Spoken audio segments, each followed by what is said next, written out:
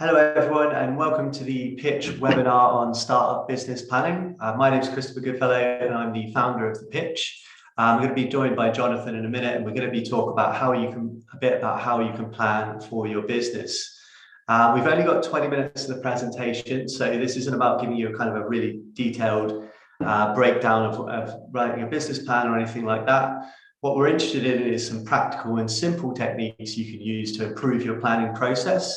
And it's completely geared towards startups. So we know that you're working in an environment that's changing all the time, that you're trying to prove the hypothesis behind your business and that you're growing rapidly. So we've taken all that into account and hopefully we can give you some really, really practical stuff to work with.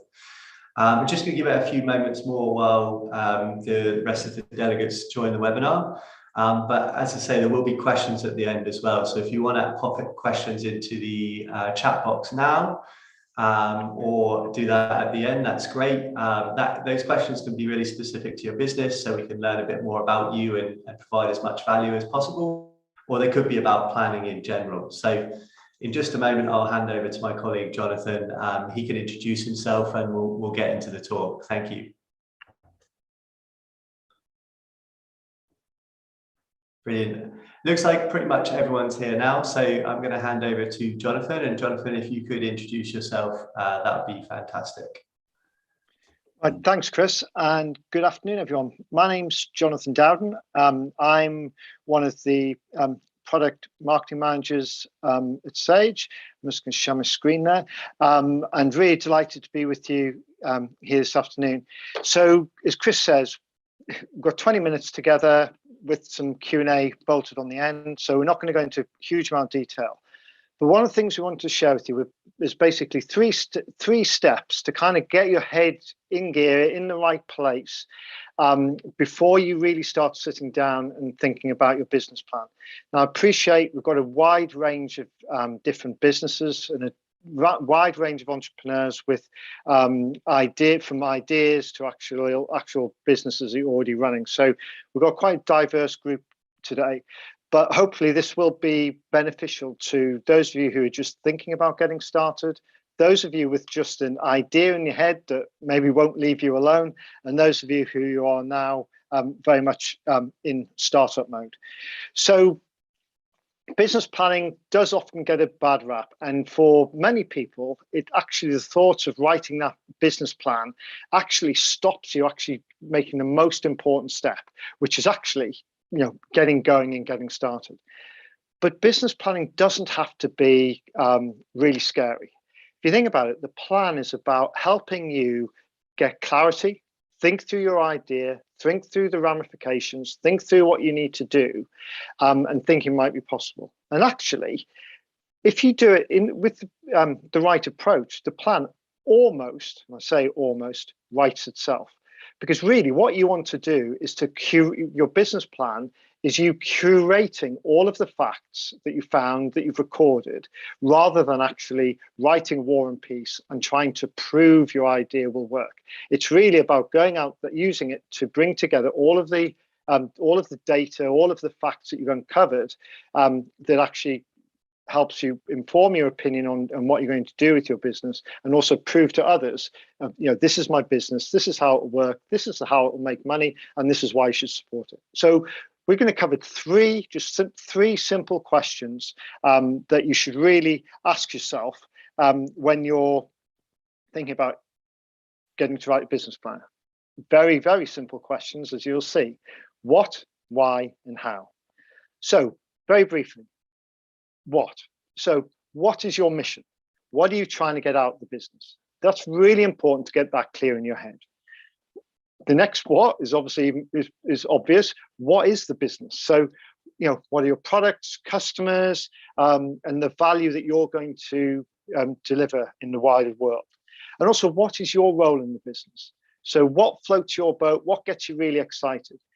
Now, we'll come on to it in a little bit, but for example, if you are the born salesman, the natural entrepreneur, you really want to go out and tell everyone about what you're doing, but you're not too keen on doing the books, you're not too keen on doing all of the numbers and that sort of stuff, don't kid yourself that you're going to all of a sudden become really comfortable and really happy being stuck in those numbers and the admin.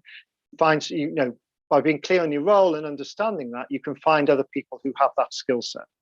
Then we think about why. So obviously within the why, it's, well, all around your value and your target customers. So who are your target customers?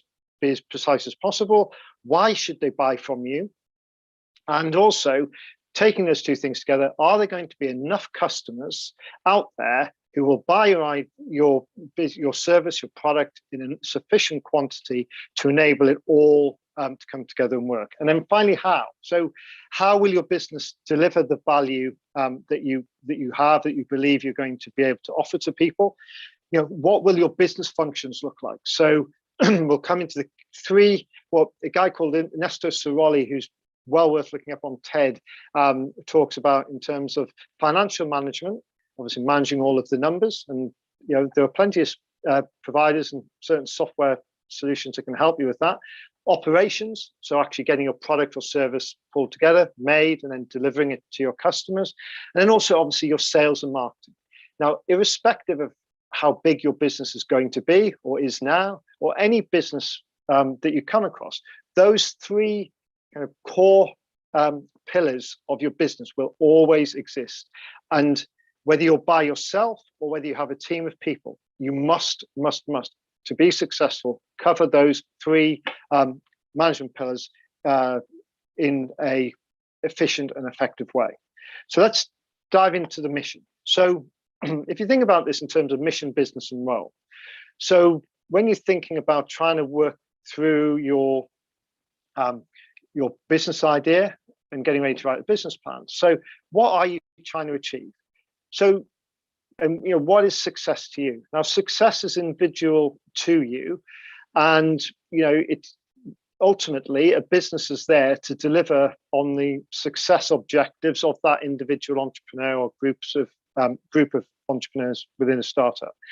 No one can, no one can tell you what actually success is. So but quite often there are three key things. So perhaps you're wanting to build the business and eventually you're going to sell it, and that's how you will get the financial return and take the value that you've built out the business and go and do something else. It might be that you want to start a business, and actually it's all about not necessarily growing to a huge scale, but actually it's about providing you with a particular lifestyle that you're aiming for, whether that's a particular financial lifestyle, whether it's to give you more flexibility, more control over what you do on a day-to-day basis. That's often a very common reason for people wanting to start a business. Or it might be that there is something you just love doing and really want to continue to spend your working life, your working day doing that. So understanding that before you write the business plan is really quite useful, especially when you start getting to the point of the business planning process where you're mapping out your forecasts and your budget. If you have those goals in mind, you can start to work out how much the business needs to deliver for you in terms of revenue, profit, etc. So then we move on to thinking about the business. So clearly, the product and service that your business creates and takes out into the market is critical. So think about what is that and who is going to buy it from you. Really important that you try and understand as much as you can. There is so much resource out there now, whether through social media, through your other networks, where you can really be quite specific about the types of customers that you're going to sell to. Now, that will evolve over time and it will grow, but picking a particular type of customer to start with is a very, very efficient way and a really good way of starting. I mean, if you take Nike, for example, Bill Bowerman and Phil Knight, they started with track athletes in Oregon who they were selling a brand of imported running shoes from the back of their estate car. That's how they started. Then, obviously, as you know, Bill invented the waffle sole, which was Nike Air, and then gradually they moved out into different markets, different sports people in different sports, and built a fairly sizable and successful business, which all started out the back of a car. So picking that target and then moving out, and then thinking about with that very small niche customer group. What is the value? Why should they care? Why they should buy from you? And then with all this, the final thing to think about the what is your role. So what do you love doing? What do you hate doing? If you're not going to do it yourself, and perhaps you don't have the resources initially to do that, so I'm thinking financials is often one that comes up. Well, could you employ an accountant? Could you, on either whatever arrangement or financial arrangement that suits you and your business and the stage that you're at, to get them to help you with the finances, for example? Or maybe there's a bookkeeper or part-time bookkeeper who can help you with the administration, for example, so that you can focus on what you love and what you're best placed to do within the business. Then we move on to the why. So why are customers going to buy from you? So the first thing, as I mentioned before, was thinking about those customers and trying to get very specific about who those customers are. So can you describe them? What they look like, what they like, where they hang out, how you will reach them. So where are they? Are they online? Are they offline? Do they favor a particular social media platform, for example? If you're looking to do B2B, perhaps LinkedIn's a good place to start. If it's a more B2C, well, perhaps Facebook, TikTok, Snapchat and other social media platforms might be a good place. Also thinking about, if you're starting by yourself and the business is all built around you, then how do you leverage your existing networks, your existing friends and professional contacts to actually find and define and describe these customers? And then obviously, why they're going to buy from you. What real value do you deliver? Now, what's great about this approach from the suggest of you going out and testing things and trying to sell things to these customers is that you'll quickly find out, well, are my customers actually what I think they are? Is the value that I think is valuable and they should be excited? Are they excited about it? And this is all an iterative process, because you can't possibly predict how people react, how the market will react. But what we suggest is, as you work through this, just trying to testing. Come up with a group of customers, for example, that you think will be relevant to your business, and then try and sell them your product and service. It might be the full product and service you sell to them, or just a small part of the product or proposition that you're offering. It is so easy to do that now with all of the online marketplaces that are available to you, that you can simply start up at little or no cost. So test. You then can define who your customers are, whether they value you, whether they care about what you're doing. And you know this because they will be either buying product from you and services from you, or they won't. Once you've done that, then you can work out, are there enough of your target customers to enable you to achieve the goals that you want? And thinking about how many of them, can you convince enough of them? Can you create enough volume that actually this business looks like it's something that you should start moving forward and perhaps going into more detail with your business plan? And then the how, and the trinity of management, as Solly calls it: the sales and marketing, operations, and financial management. Now, I would suggest, and certainly our experience in working with thousands of businesses, both startup and more mature, is that business owners tend to fall into one of these camps. Maybe straddle two, but very few people cover all three. So depending on your financial situation and depending on the funds that you have available, it might be that you have a small team around you to cover these three key areas, or it might be that it's just you and you outsource. It's one of the hardest things really that have faced both self-employed people and people starting to build companies, is that their expected needs to be a jack of all trades, which is not always the best way of driving a successful startup. So sales and marketing, as you would expect, is all about getting noticed, getting your product out there, finding customers, and working with existing customers, and using those existing customers to understanding how you will use those existing customers to find others like them. Your operations, so thinking about, okay, well, how are you going to make your product and service? Are you Are you making something from scratch where you need to source raw materials? Are you bringing in finished goods and selling them on?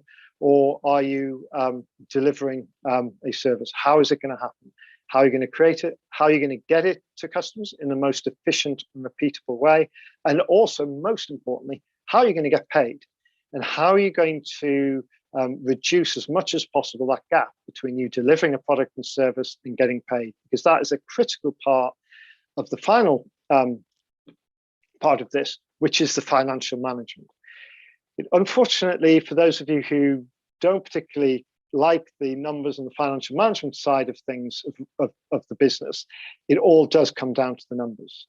Number one is about generating cash flow. So thinking of, because you can have a terrifically successful business in terms of profitability, but if you're not collecting that money and you're not paying suppliers and that cash flow is moving adequately around the business will fail. So the first key thing that you need to be thinking about is how will you generate cash flow?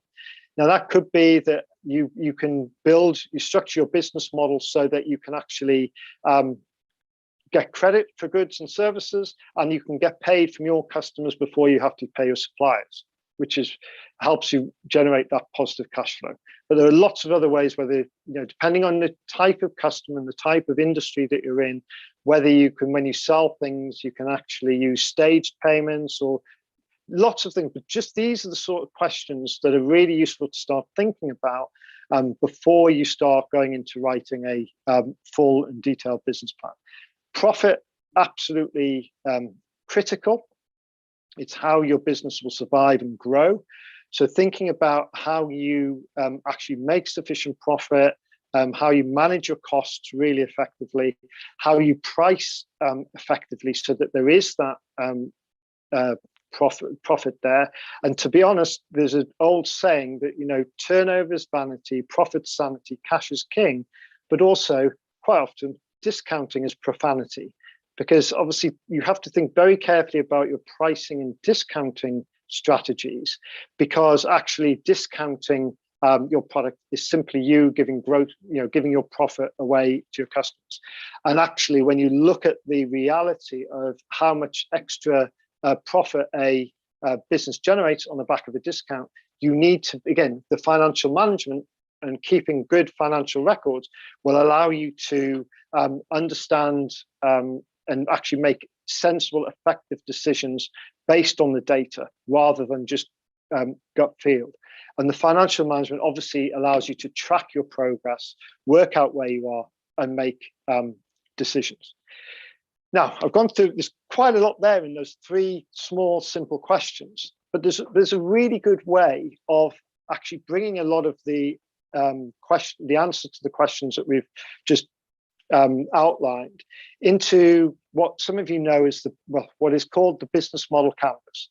And if you haven't come across it before, I'm sure many of you have. It's a superb tool for helping you structure your thinking and having discussions with either your supporters, your investors, your team around what your business does and how it operates. So this, if you go to businessmodelgeneration.com, this is a superb tool that was developed by Alex Osterwalder and Yves Pinier. And basically, it just allows you to map out your business model, as it says. So you start on the right-hand side, you take and name your customer groups, maybe just, you can do this, put it up on a wall, use Post-its, but it's about single statements. It's not about writing anything big here. So you would just put the groups of customers that you're going to target. Then what is the relationship you're going to have with them? So is it, for example, fully automated? Is it self-service? Is it assisted professional sales? Is it dedicated personal service, for example? And you match each group of your customers with a particular relationship. So you know how that's going to operate. Then the channels are simply how you're going to reach those target customers. So you can define whether perhaps it's your own sales force, perhaps it's web sales, perhaps it's through a online marketplace platform, perhaps eBay, Amazon, whatever. But you then make sure you understand who your customers are, how you're going to reach them, and the relationship you have. Then you think about the value proposition. So what is the value that you're going to deliver to each of these groups? Why are they going to buy from you? Why would they care about you? And again, so you're building up this flow that flows from your customers through the relationship and the channel to the value proposition, and obviously back again. Then you move over to the kind of operational side of things. So what are the key activities that you will need to do to complete to make all of this work? So, creating your product and service, perhaps managing IT infrastructure, all of these things that you're going to have to do on a day-to-day basis to make the business work. And then what are the resources you need? So if you're a product-based business, well, you're going to need stock, you're going to need raw materials, perhaps. If you are an online business, well, you're going to need a website, you're going to need some sort of IT infrastructure. Could be very, very simple in the early days, but again, noting down what are those key resources and who are your key partners. So I mentioned accountants before. You could have accountants, you could have investors, you could have that marketplace, that online platform that you use and rely on. Your key partners you define there. And then what's very nice is the right-hand side of the canvas. So right-hand side as we're looking at the screen. So that all flows down. So the value proposition, the customers all flows down to revenue streams. So how much, how are you going to generate revenue from those? So it might be subscriptions, could be product sales, service sales, but you can then divert, that flows into revenue streams. And on the other side, all of those things, key activities, resources, and in particular, will generate costs. So what are the costs that come down there? Now, the other really useful component of the business model canvas is that actually those three, the trinity of management that we talked about before, kind of fit neatly onto three sides, the three sections of the canvas. So on your right-hand side here, you have all of your things that are really critical around sales and marketing. So you can use that as the foundation to think more about your sales and marketing, what works, what doesn't. Everything on the other side, what you have to do to get your product and service to your customers, your key resources that you need, that's all really, by and large, focused around your operation. The operation that you'll need to build in order to get your product and service to customers. And then all of that, the financial management. So, how the sales you make, the costs, and you can then start to build out your profit margins and check and work through your pricing structure and what's your pricing strategy going to be, how you're going to get that and test that. And then from there, really, the key thing is about getting going and making that first step. So after having answered some of those questions and sketched out perhaps a business model canvas on how your idea will work, you can then go and think about, well, okay, what needs to be true in order for my business to be actually viable? And go out and test it, even on such a very, in a really, really small scale. Getting going and going out will then, and then recording all of that, recording the sales, recording your expenses, recording everything that you find out. That then creates real empirical evidence that you will be able to push into a business plan. And when you present your business plan and talk someone through your business plan, you know that you're confident that you've got the data to back up what you are asserting in the plan. So this is what we talk about by the plan almost writing itself. If you're thinking in terms of the business model canvas, if you're going out and testing and you're thinking in terms of your sales and marketing, your operation, and the financial management, this business plan is kind of articulating itself. And it's about curating the facts, not creating your own facts. Quite often, especially in very early stage businesses and people working on their own, the business plan almost becomes an exercise of trying to prove to yourself and others that the business is going to work.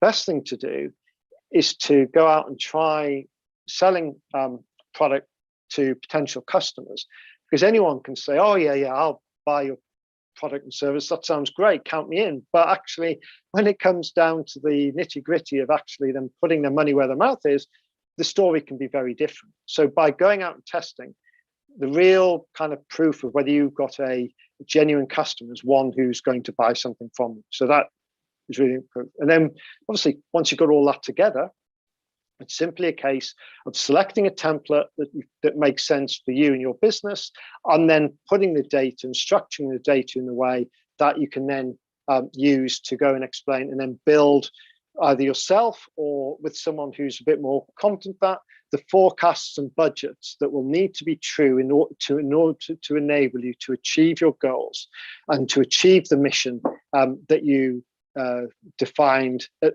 the start of the process. So a very quick, rapid talk through those three simple questions. I hope that's been a benefit to you, and obviously please feel free to put any questions, any more questions in the chat or in the Q&A box, or please feel free to reach out to me or any of my colleagues in the future after the webinar. But Chris, I'll hand back over to you. Yeah, that was great, Jonathan. Thanks so much for that run through. We had one quick one quick question from Shruti. Can you please repeat the name of the TED speaker you mentioned? Yeah, Ernesto Ciroli, SIRROLLI, I think, off the top of my head. The Ciroli Institute, all about how starting business, the trinity of management, which he also covers in his book Ripples on the Zambezi. But some of his TED Talks are really, really well worth a watch. All about listening. When we start up and you start businesses and we go out and try and speak to customers, we're all about telling our customer stuff or potential customers. And actually, he argues, and it's slightly different context, it's all about actually listening and picking up on what people say and what people don't say. And that can really, really inform your value proposition and how you structure things, which often can bring the breakthrough moments. I mean, on another point in that, I mean, if you think about so many tech success stories that have come from that.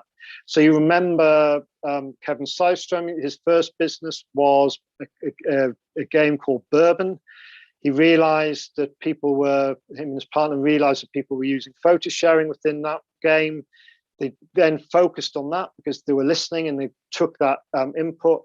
They rejigged things, replatformed, redeveloped, and then relaunched the new name was Instagram.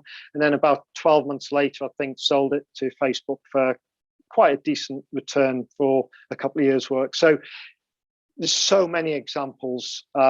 Slack, Stuart Butterfield, Flickr, that if you're listening and you're testing and you're listening and you're iterating, often it's something that will come out of this process, which will be the thing that really delivers what you want, not the original idea that you started with. Okay, and got a follow-up question sort of in relation to that. So you mentioned about test and record, and there you went a bit into kind of like the importance of listening to your customers. It'd be really interesting to know kind of what research you can do before you have something to sell. So just at that point when you have an idea and you kind of want to justify whether it's even worth building a prototype or doing that kind of journey you described. So I think it's obviously difficult without knowing the true context of the industry or sector you're in. I think a lot of it could be done by searches for perhaps keyword. If you're trying to measure the level of interest either in the idea that you have, so first thing could be to look for other ideas similar or perhaps same as what you're coming up with. Perhaps you're doing something different, and go searching for that on Google. Using Twitter as a search tool, often really, really useful if you can pick up on trends that people are talking about in the kind of, specifically about the idea that you have or around it or adjacent to it. So I think that's often very good. Also, perhaps polls, perhaps, if you're doing B2B, perhaps some sort of polls that you could carry out on LinkedIn. Again, not giving anything away that you're not comfortable doing, but getting a sense of, I suppose the critical question is, do people have, so the problem, perhaps it's the problem that you're trying to solve. Can you go out and can you do some research to understand how many people, or get a sense of how many and who have the problem that you're going to solve. And social media is just absolutely superb for being able to get some of that real research really quickly. And then if there's a lot of people with that problem, then perhaps the next step is to take a prototype, a minimum viable product, and go and actually test it in a bit more granularity. Brilliant. We've only a few minutes left, but if there are any other questions from the audience, great if you could pop them in the chat window. In the meantime, it'd be interesting to kind of hear your take. You talked a bit about sort of plugging in extra resources. How does that kind of change the founder's role in the first 2 to 3 years? You're wearing all those hats, but how do you expect that to evolve, and how do you plan for your own kind of role in the business? I think the key thing is understanding exactly, as you said at the beginning of the webinar, kind of where your strengths are and what you love doing, and being really honest with that, with yourself on that. Speaking to some people that really know you well, and will give you the cold, hard, and varnished truth, as painful as that is sometimes for all of us. And then so from that, where your weak areas are. I think the first step, and again, it all depends on what the business, what the business can actually shoulder, if you like, in terms of cost and overhead. But perhaps, where your weakness. So where can you bring in providers? Where you can bring third parties, so you're just buying the services in, if you like, and then you can continue with that. And again, this is where your forecasting and your business modeling comes in, and work out, okay, from that point you start building that out in terms of, well, okay, we should really bring it in-house because it's now costing us too much because our volumes have increased. So then you can kind of just through, again, financial forecasting, just run those numbers and see, as and when the business can take on that cost. I think a business owner, an entrepreneur, will always struggle with delegation. And again, it comes back to being really clear. And I'm sure, Chris, you see this all the time with the businesses you work with. But being really clear where your strengths and weaknesses lie and where you need to bring in people. Also having people that you can speak to, having a mentor that you can, whose feedback you trust, to be able to keep you on that path whereby you're focusing on what you should focus on, and you're getting the right people in the right areas around you, because that is going to be critical for scaling up any business. Brilliant. Well, we're out of time there, Jonathan, but thanks so much for joining us today No and problem. giving us the presentation.